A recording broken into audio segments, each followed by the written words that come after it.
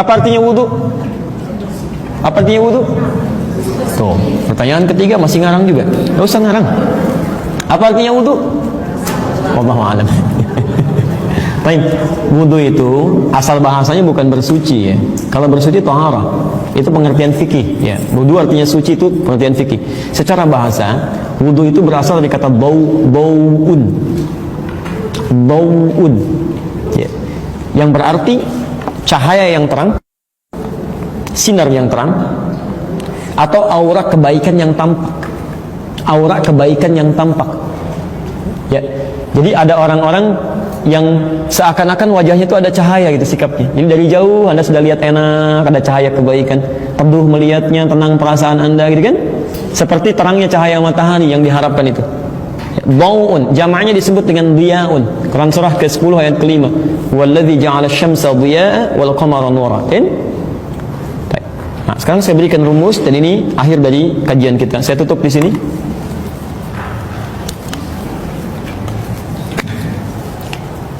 Bau, apa artinya bau? Baik, cahaya atau sinar yang terang atau aura kebaikan yang tampak. Sekarang perhatikan ya, cahaya atau aura kebaikan. Kalau kata dasar ini ditambahkan huruf lagi sebelumnya, maka rumus bahasa Arabnya kaidahnya berbunyi begini: ziyadatul mabna tadullu ala ziyadatil ma'na. Bertambahnya huruf maka berdampak pada meluasnya makna. Lebih. Kalau saya tambahkan wawu begini, biasanya kalau huruf wawu itu ditambahkan, ini katanya dawu asalnya. Kalau huruf wawu ditambahkan, harakatnya umumnya dhammah di sini. Kalau ini dhammah, ini pun ikut dhammah. Maka turun kemudian kalimatnya menjadi begini: wudu.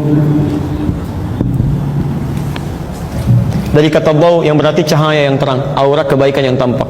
Ditambah wawu, maka kalimat yang berubah secara bahasa berarti sinar yang sangat terang atau aura kebaikan yang semakin tampak. Makanya kata Nabi SAW dalam hadis riwayat Muslim, ya satud'a ummati yaumal qiyamati ghural muhajjalin. Umatku itu akan dipanggil di akhirat nanti dengan cahaya yang terang sekali tampak di tubuhnya. Min atharil wudu, dari bekas wudunya.